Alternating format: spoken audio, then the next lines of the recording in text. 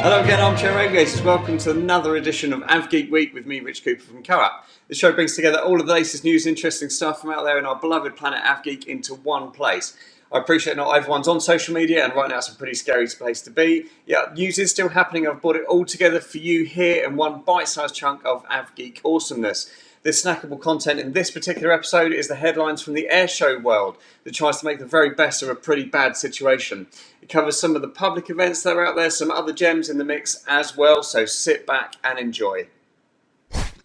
Alright, now it's time to go over to the show stuff. This is a fascinating one. Lots been happening in the airshow industry, even though it's not taking place. So it's not just about the air shows though, it's about public events and lots of other bits and pieces in the mix. This particularly caught everyone's imagination and hearts and minds as Captain Tom raised nearly £30 million for the NHS. Now there was going to be a Spitfire flypast, as we know, and in the end it fell to the BBMF to do it, and there was some concerns over social distancing and everything else, but fortunately it all happened without a hitch, as Captain Tom there absolutely lapping up the sound of those glorious warbirds.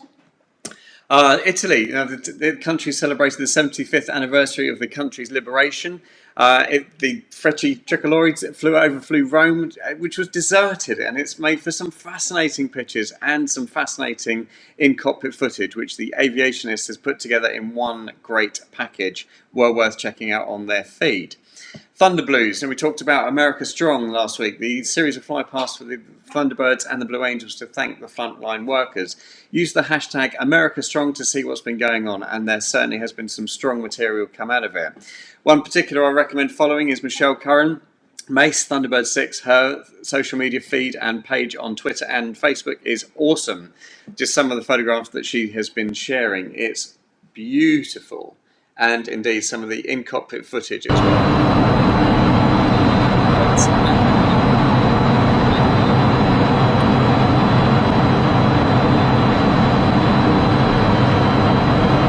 Particularly love.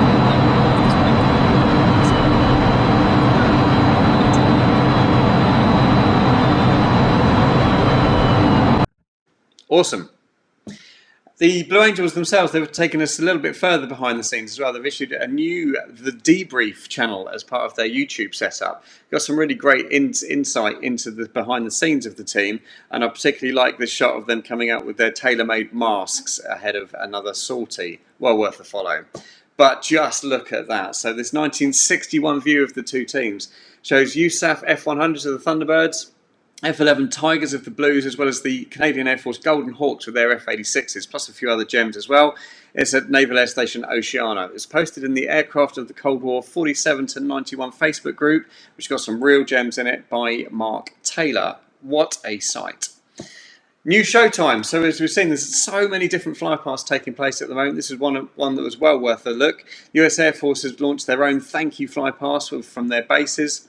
And this four-ship of Hill Air Force Base F-35s was one great example. There's some good footage on their social media channels of this particular four-ship, as well as some TV news station from a helicopter as well. Very much worth watching. Talking of F-35s, it was King's Day over in the Netherlands this week, where the streets would normally be covered in orange. So instead, the KLU Squadron Commander Ian Knight tweeted this beautiful shot by our friend Frank Kravis of the jet in beast mode on the Rogers Dry Lake.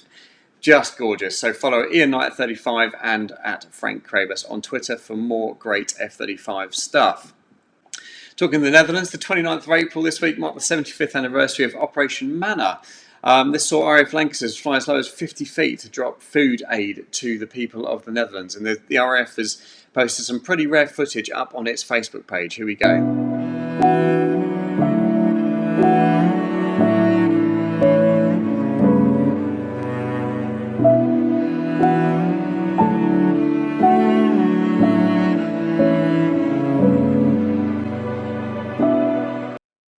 Very rare footage indeed, because I believe it contained full English breakfast that I know our Netherlands friends do not necessarily like from England, or maybe it was full of stroopwafel and orangeboom, who knows, but yeah, very rare footage and well worth a look.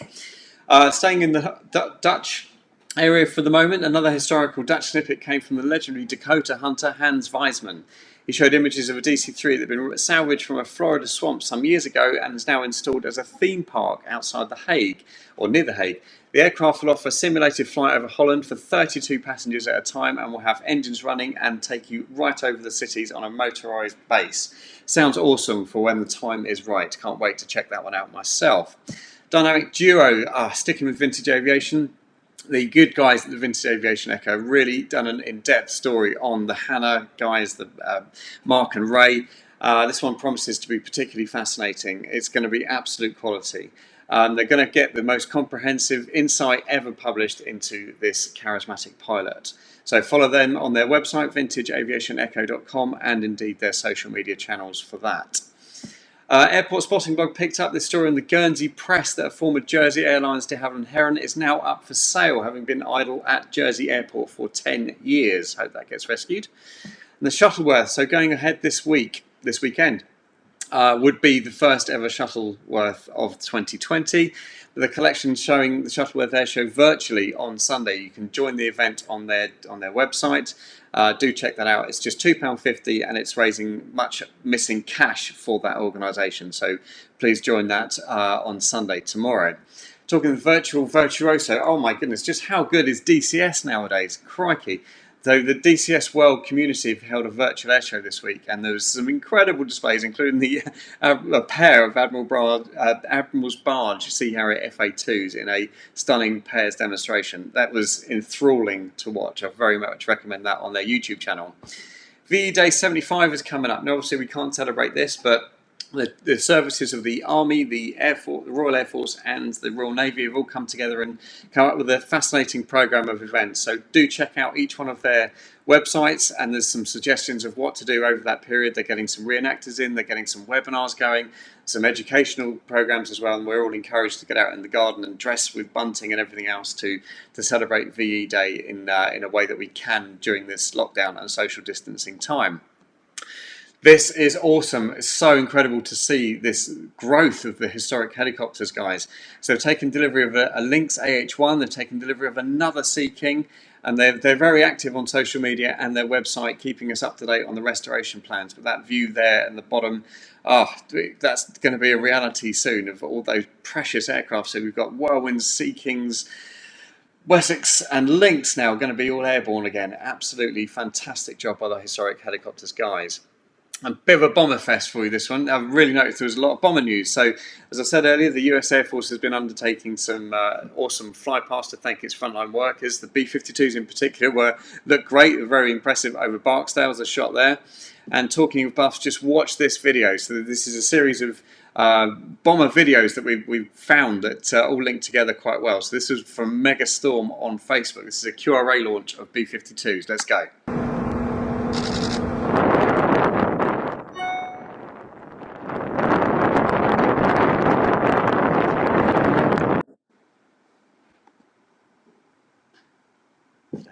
And wait for it.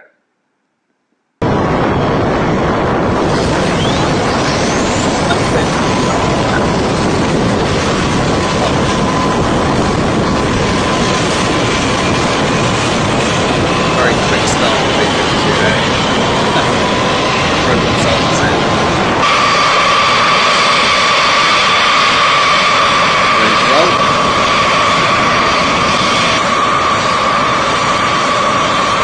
It streams into the actual takeoffs as well. I mean, there isn't any sound on this one, but just watch.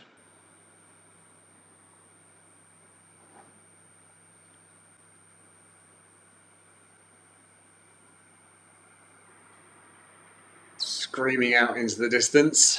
Look at that one taking off over the other one. Absolutely amazing. And wait for the next one. Oh, what a sight that would have been.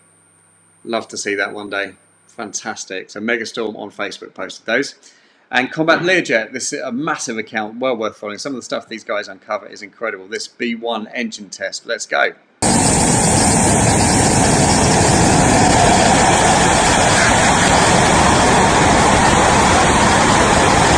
so proud.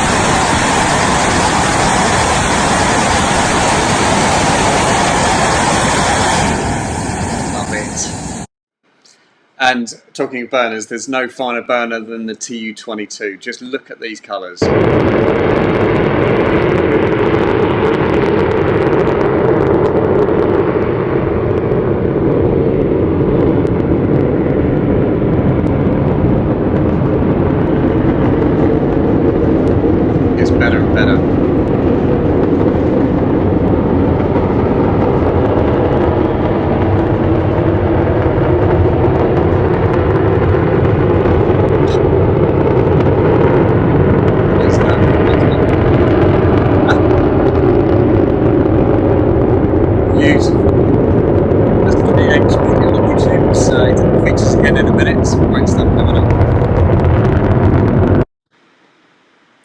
So this is now the Russian MOD. The Russian MOD has got a few different Facebook pages. Do search around. There's some Cyrillic ones that you'd be a bit tricky to find, but the Russian MOD on Facebook posts some really interesting material. These being the Tu-160s, Blacklands.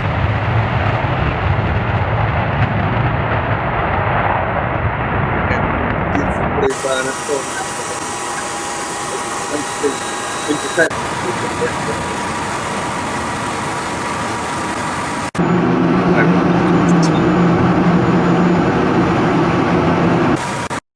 Great stuff.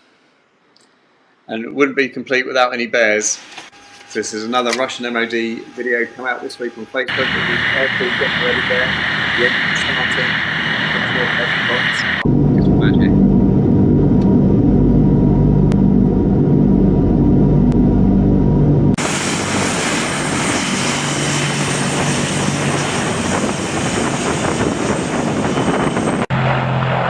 Listen to this.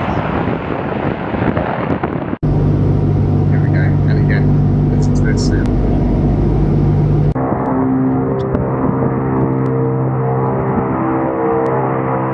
Fantastic.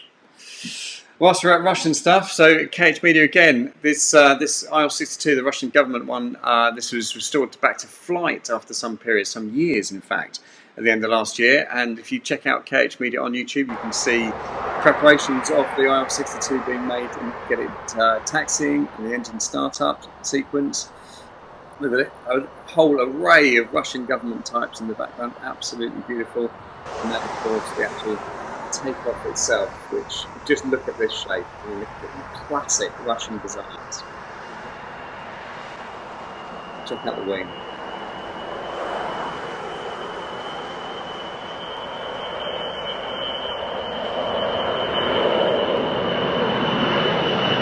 Beautiful.